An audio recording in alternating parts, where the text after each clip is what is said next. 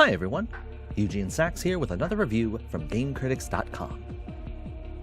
Neon White is a high-speed platformer with some light combat elements. Players take the role of White, a sinner called a Neon with a knack for guns, but he's suffering from amnesia and riddled with guilt from an unknown source.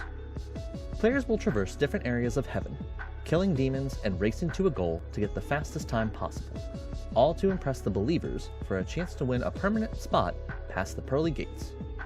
Along the way, players will meet other so-called Neons like White, learn more about White's past, and uncover the secrets some of the believers are hiding. Through each level, players will be able to pick up guns that take the form of soul cards, a pistol, a rifle, or a shotgun for a few examples. These aren't only used to kill demons, but also for traversal. For example, discarding a pistol gives a second jump, while the rifle gives a short-range forward dash. Players must eliminate all demons before the goal opens to complete the level. Each level has different rankings for different medal scores, which is required for story progression. Every soul card has its purpose, both in combat and movement, and all are balanced perfectly where the game flows elegantly through each level. Most players are going to end up playing each level multiple times in pursuit of speedy finishes, and Neon White made a few clever choices to make this repetition more bearable. First is how quickly it is to restart. If players are not happy with a run, it only takes the push of a single button to reset if a mistake is made.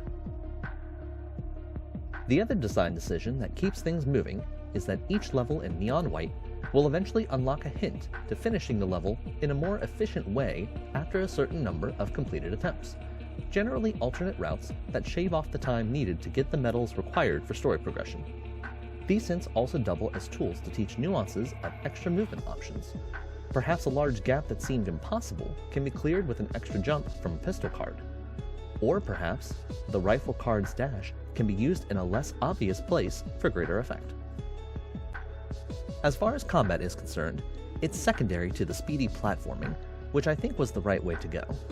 There's decent auto-aim assistance if players are pointing in the general area of the enemy, which puts the focus more on mobility, Neon White's strong suit. Another element encouraging replay is that each level also has a hidden gift. These gifts can be given to named NPCs for more detailed story moments, and they'll ultimately unlock some challenge levels. Each of these challenge levels seem to be related to the character that players are interacting with, which gives them all a unique flavor. As an example, players who interact with Neon Red will be given challenges that focus on teaching challenge levels to learn advanced techniques about soul cards. On the other hand, the demented and death-crazed Neon Violet has challenge levels that are more about avoiding death traps. Pins, plushies, sharp knives, and spilled guts. While all of this is great, the thing I think is most clever is how Neon White handles leaderboards. There's one for each level, and playing casually through the intended, or most obvious path, will net players a gold medal pretty consistently. However, it does not show a global leaderboard until the player either aces the level, or if replayed enough times to earn max insight. This is great because by keeping the global rankings hidden, it avoids discouraging players with times that seem impossible to achieve until they're good enough to possibly achieve them. One thing that may put people off are the light visual novel aspects. I suspect most players will see the amnesiac story beats coming a mile away, and my feeling is that there will be specific characters that many players will hate.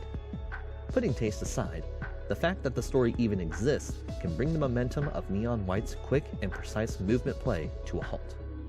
Personally, I enjoyed the pause in the action and took a few breaths after an intense set of levels, but I know that's not going to be the case for everyone. Also, a similar concern with pace is that the load times on Switch can be long. Apart from those small concerns, everything about Neon White feels so intentional, smart, and well-balanced that it wasn't enough to keep me from loving every moment of this game. The art and music are dripping with style, the mechanics are easy to learn, and offer enough wiggle room to be challenging without demanding perfection, and the story is full of heart, if a bit corny at times. If this game looks even remotely interesting, don't sleep on it. For me, Neon White gets a 10 out of 10. Not bad for a dead guy, huh?